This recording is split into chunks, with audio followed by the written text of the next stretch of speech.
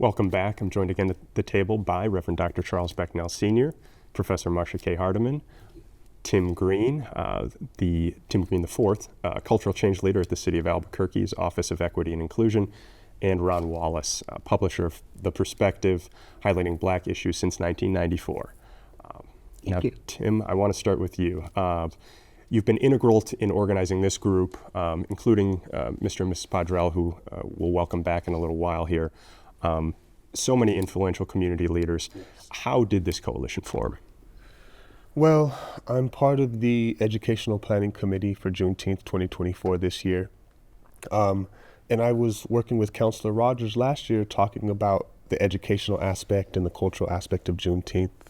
And so she invited me in to start working with the group, the planning committee, and I really started to think about what Juneteenth means for the city of Albuquerque and for the state of New Mexico. And for me, we can't talk about Juneteenth without talking about history, without talking about our elders and the people who have brought Juneteenth to the city. And so I started to speak with Nicole about who do you think would be best to create a panel in the evening that can talk about the history, what it means today, and what it should mean for the future in terms of passing that baton that Ms. Hardiman talked about. And so that's a little bit about how it formed. Joe and Rita have been influential in my life for many years, along with Dr. Charles Becknell Sr. And then I have just been blessed to be around Ron Wallace and be in the company of Marcia Hardiman. And so You're so sweet. And I thought this would be a good panel. It'd be, and it has a diverse group of voices.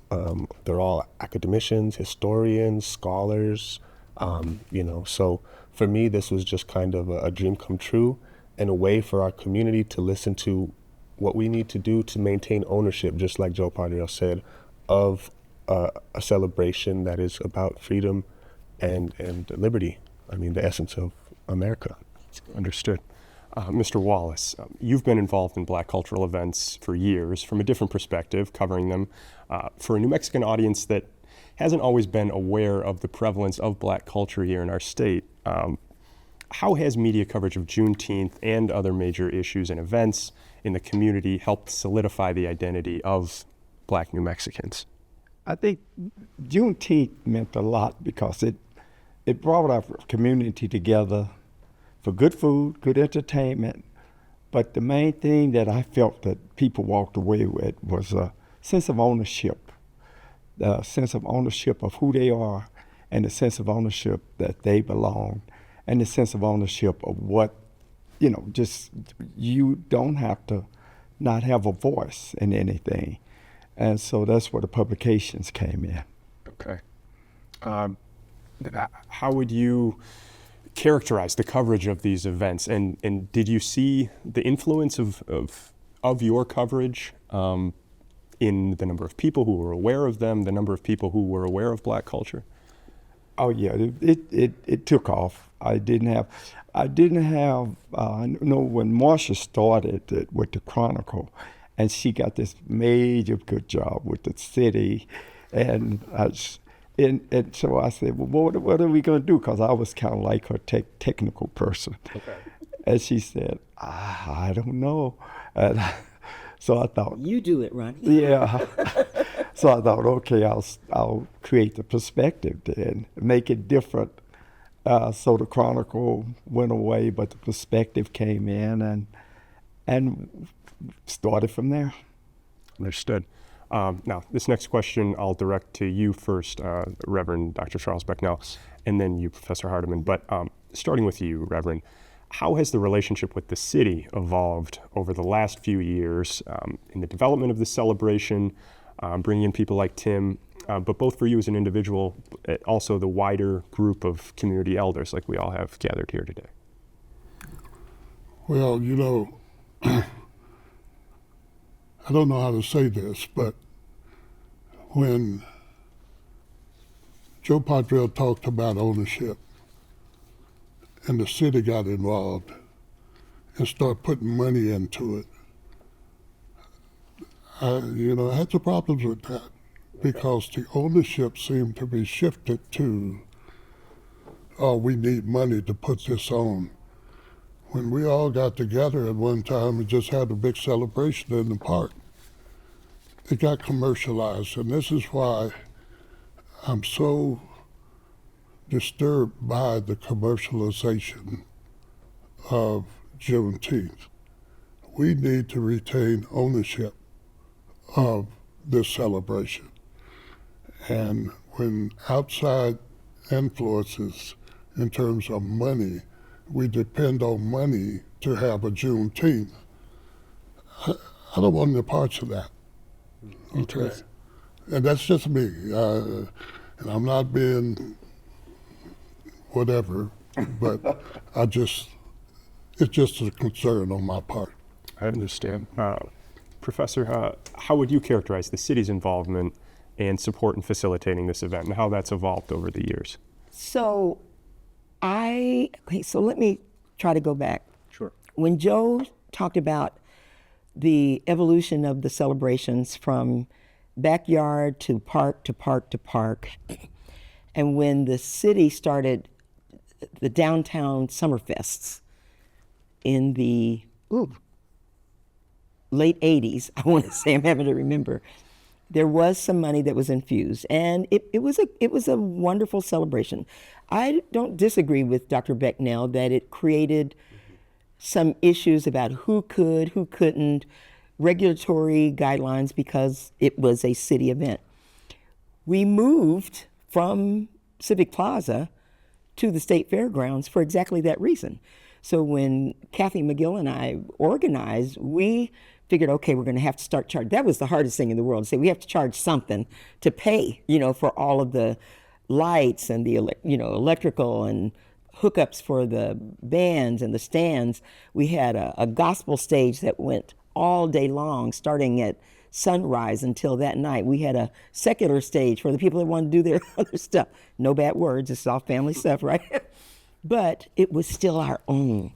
And being able to control it meant we could incorporate new businesses. We could incorporate our own nonprofits to share the information. Our churches could come and do their own thing.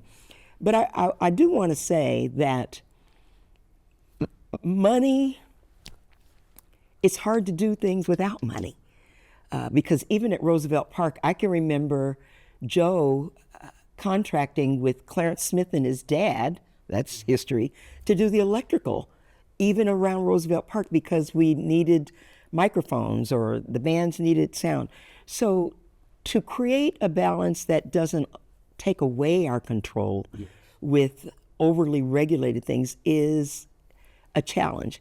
Is it important? Absolutely, because the bottom line is still tell the story. Tell the story of Juneteenth. Share the celebrations. That's why the newspapers we thought were so important. Ronnie's laughing about being my technical person. He used to do all the computing. This is before we were real familiar with computers. But the launch of the Chronicle, the Cornish Russwurm Chronicle, named for the founders of the Black Press, Samuel Cornish and John B. Russwurm, the masthead said, "We wish to plead our own cause. Too long have others spoken for us." So the whole purpose was to tell our own good news stories that never get told in mainstream media. That's still the same problem today.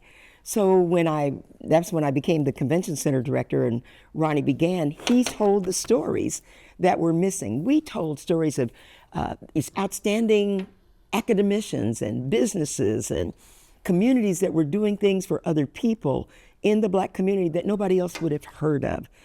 And that's still the same problem. Back to Dr. Becknell's point. The issues, I say often, what's old is new again. It's the same issues that we're still grappling with. Okay. Don't let Juneteenth die. Now, with all this historical knowledge that you bring up, do you feel any responsibility as a term that you flinched at earlier in our pre-conversation, as a community elder, to pass on that knowledge, but to also lead these discussions and these collaborations? Oh, absolutely. And I'm going to say this briefly, and then I'm going to pass that baton to Tim. Why am I still teaching at age 101? Because the information is important to pass along. And I believe every opportunity that we have to share the history of our people and the strengths of our people who keep on thriving and not just surviving are absolutely critical. Juneteenth just happens to be a culminating time that everybody else can be a part of it. And hopefully, as I tell my students, what you learn now, you need to go and teach somebody else. So what are you guys doing now, Tim? Well, I think it brings us to Juneteenth 2024, where we're going to have a wonderful opening ceremony where we're inviting everybody in the community, right? So elders, all the different organizations across New Mexico to come out, and we'll walk together in an active embodiment. And the youth are going to chalk out on the ground what Juneteenth means to them. So we've put out a questionnaire to the community, and we'll gather those responses, and then we'll have the youth chalk it out. And that'll take place at 11. And then at 1:30, we're going to have a session called Young, Gifted, and Black, where we're going to honor the academic accomplishments of our youth across the state. We'll have a poem. There'll be a Mentimeter, which will be a Q&A between the audience. So you have to explain the Mentimeter for some of us. Absolutely. Yeah. So the Mentimeter it's just a Q&A, and it's a way that people can interact using their phone, their digital pads, or anything like that. And it'll be around the history of Juneteenth. It'll be about 15 to 20 questions. We did it last year. It was a great hit. Everybody loved it. And then in the evening at 5:30, or 5 to 5:30, we're going to have a panel, this panel here, and we're going to talk a little bit about the history, the present, and the future of Juneteenth. Understood. What responsibility do you feel, Tim, as a younger person, to blend these generations together? Well, I think there's a great sense of responsibility, especially when you talk about the history of Black educational heritage and what that means for our community. And I want to quickly go back to what Dr. Charles Becknell Sr. spoke to. I think it's a fine balance, just like you said, right? Because Juneteenth has become a federal and national recognized holiday, which it has always needed to be. But at the same time, we have to walk that fine line of maintaining control and ownership to make sure it doesn't get watered down through commercialization, right, or getting whitewashed about what the actual sentiment and meaning of the holiday is. And so for me, I think being a Black New Mexican who has been raised here and understanding how unique we are within the country, I think it's very, very important that we continue these traditions, we maintain our culture, and we learn the lessons from our elders, so that way moving forward we can teach our children. We're living in a context now where our history, our culture is being banned across the country, right? And there's anti-Blackness, there's lots of racism that is still going on, anti-voting legislation that's being passed, right? So we cannot separate these issues from the history of Juneteenth and the true essence and meaning. And for me, if we don't bridge that gap between our elders and our youth, there's going to be a real problem moving forward in terms of who we are and understanding where we come from. That's good. Understood. Thank you all. Thank you, Mr. Wallace and Reverend Dr. Charles Becknell Sr. We're going to welcome you, Tim, and Professor back after the break. But for now, back to Jeff.